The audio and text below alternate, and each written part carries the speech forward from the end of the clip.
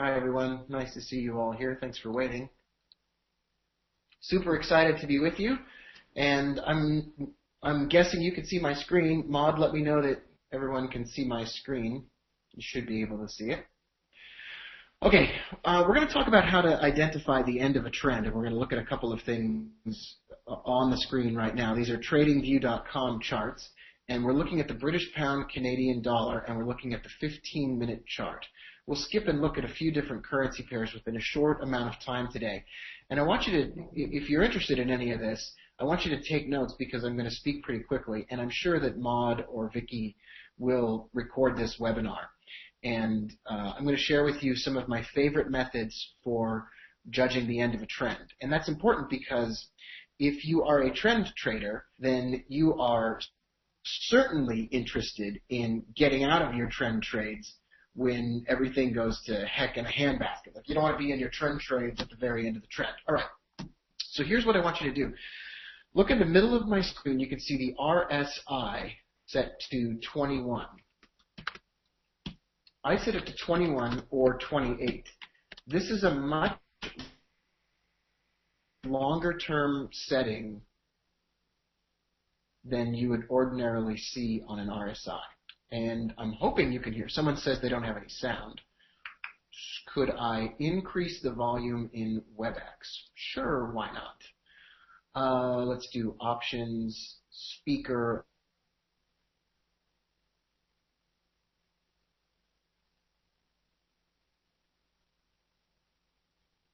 And you can let me know that you can hear me all right. I'll just keep speaking louder. And some people are saying it's fine. All right, here we go. Yes, I clicked on yes, and I wanted to attend an integrated sound conference. Oh, that's to somebody else. All right, I set my RSI to 21 or 28, and I wait for that RSI to go below the 30 mark. Now, I don't just automatically take a trade when that happens. I wait for it to go below the 30 mark a couple of times.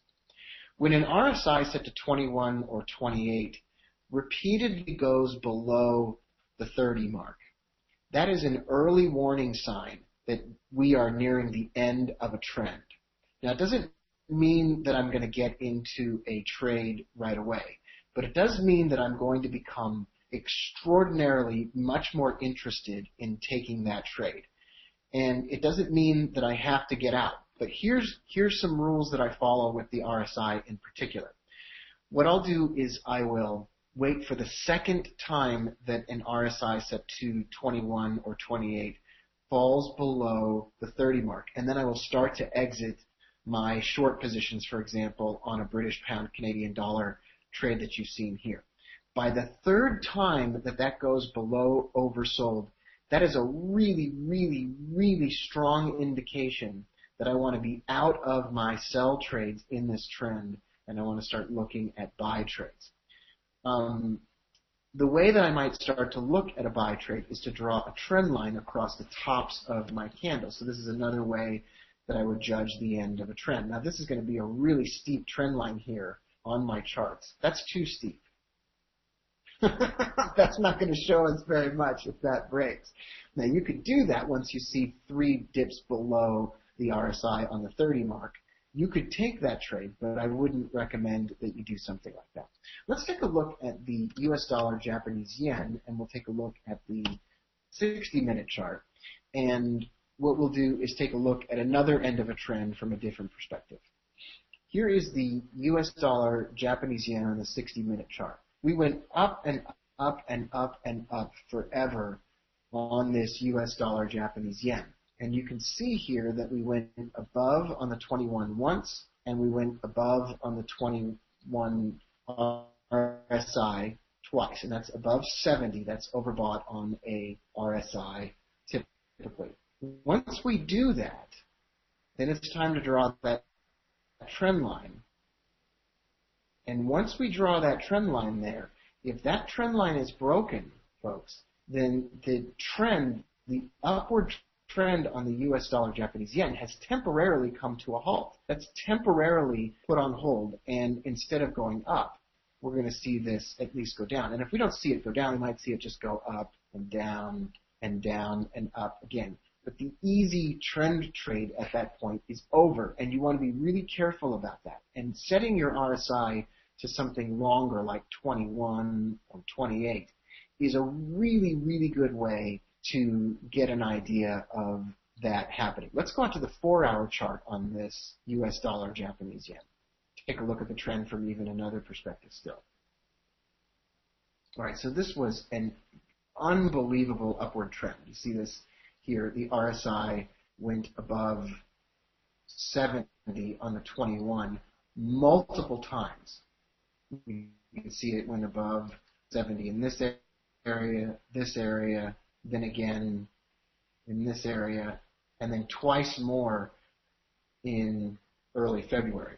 The reason we don't automatically take a trade when the RSI goes above 70 or below 30 is because we need to wait for one more indication. And until we get that other indication, until we get that one more element to the trade, we don't start taking sell trades. And we can stay in our buy trades for as long as that happens. So for trend traders on the US dollar Japanese yen, we're not going to do anything, even if we see the RSI do those things, until we combine that RSI going overbought with a move below a trend line. And until that happens, the trend is up until that occurs. There's no doubt about it until that occurs. We're just not going to go short. We need to see that trend line broken.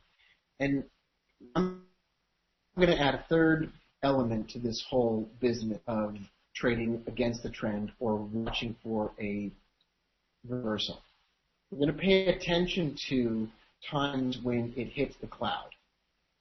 You can see here in the midst of this upward trend, it's been a long time since we hit the cloud. This is the Ichimoku cloud set to 18-52-104. These are also slower settings on the Ichimoku cloud. If we break into the cloud again, here at the right, and we break through that trend line, you would definitely want to be out of your buy positions at that time. You definitely want to be out of those positions in that moment. You wouldn't execute a sell trade, or you wouldn't stay in the sell trade unless we can make our way deeper into the cloud, set to 18, 52, and 104. You can see here in this example off to the left, and I'm moving this box around, you can see that we made it to the cloud and probably broke a trend line at that time. But as soon as we came back out of the cloud, we exit that sell position, if we ever even had one, and if we ever were even trading against the trend, and we go back into the buy trades again. We get back into the buy trades all over again, and then we ride this thing up even further. And as you can see, that would be a really nice idea. So if the US dollar Japanese yen falls below our trend line, falls into the cloud, but then rises back out of the cloud again, upward, we're going to buy the dollar yen all over again. And we're going to ride that thing until we go overbought on the RSI again. Let me give you another way, and of course this is being recorded, so you're going to get a bunch of ideas here, and I'm going to give them to you in rapid succession. The other thing that you can do here is you can draw a line on your RSI across the 50 mark. This is the 50 mark on the RSI. I'm drawing the number here on my screen. This 50 mark is really important.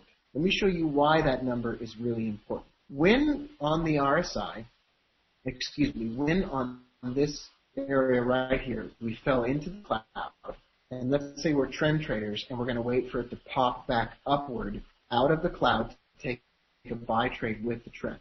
Here's the other way that we can identify an entry to get back in again. Every time we dip below the 50 mark on the RSI, every single time we dip below the 50 mark on the RSI, set to 21, and come back up above the 50 mark, we buy. Look at all these places that you would do that on this chart. I'm just pointing out 3 places right now. Every single time it did that, you would just keep You would just keep buying.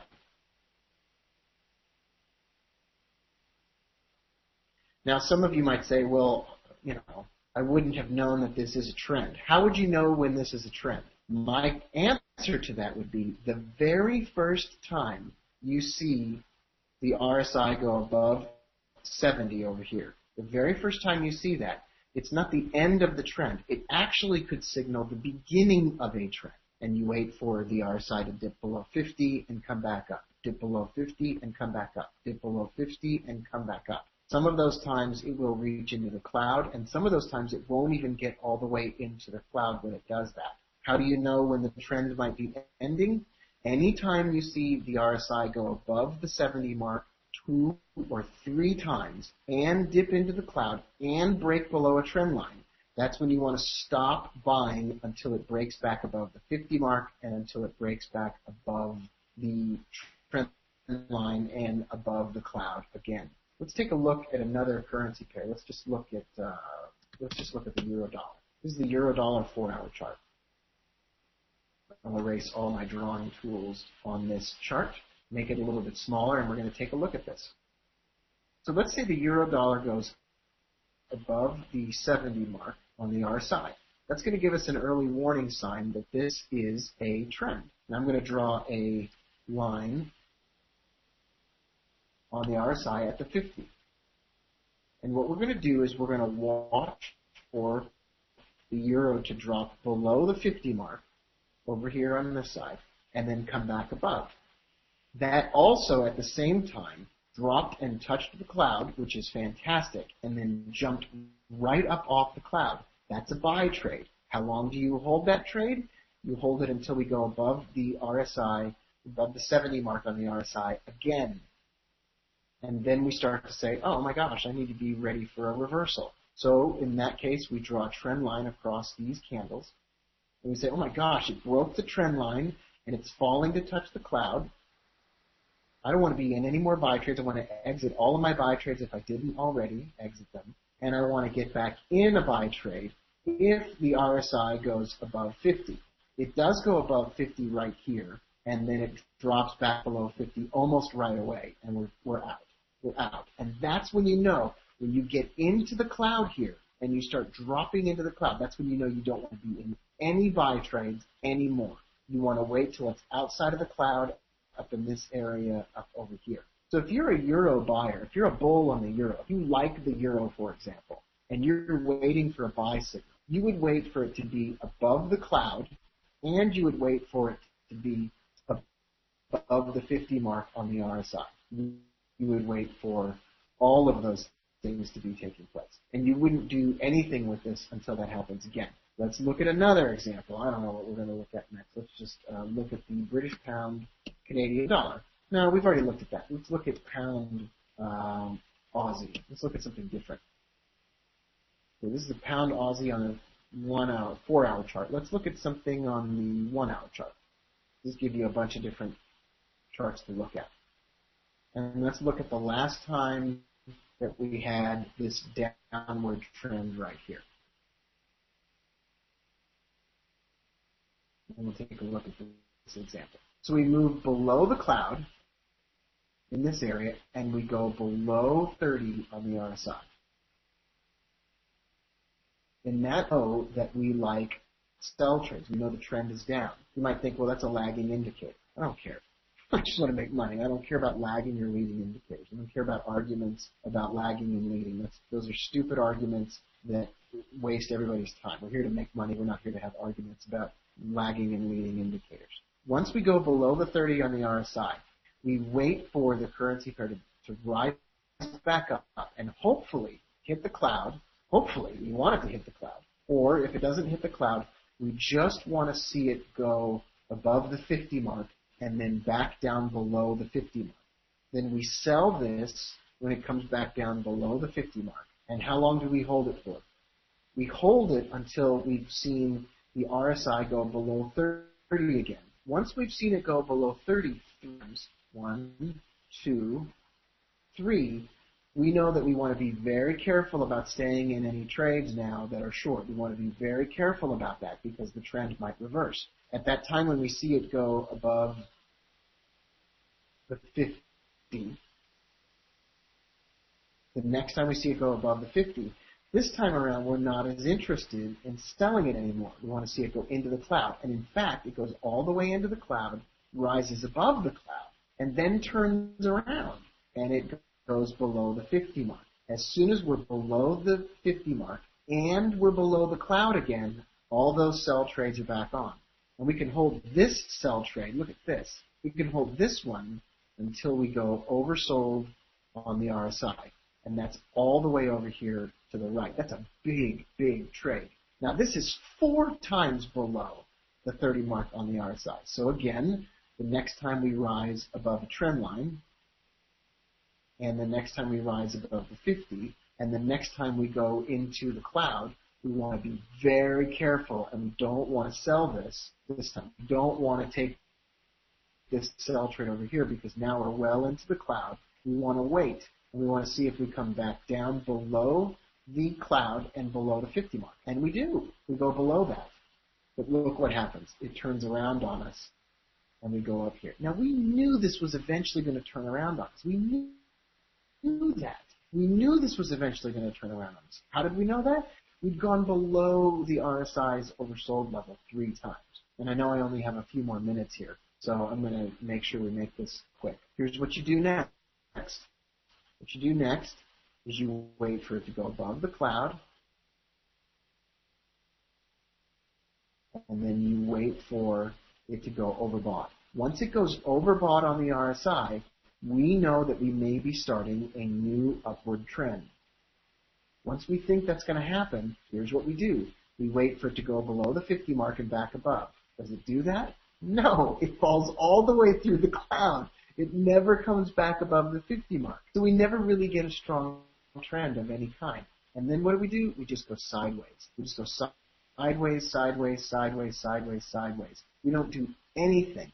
We don't see anything that we like here. So what do we wait for? We wait for it to go above the 70 mark on the RSI again. That happens over here.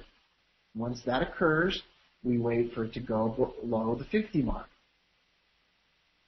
and then come back above. But here's the problem. We can't take that trade because we go into the cloud and we stay in the cloud when all that's happening. So we don't worry about it. We avoid it. Then what do we wait for?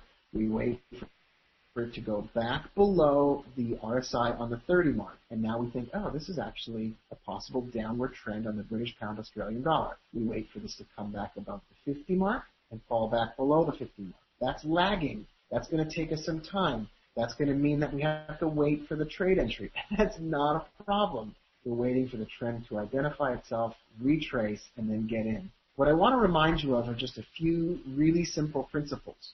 And we can see those principles reflected very easily in the US or in any other currency pair on these long time frame charts.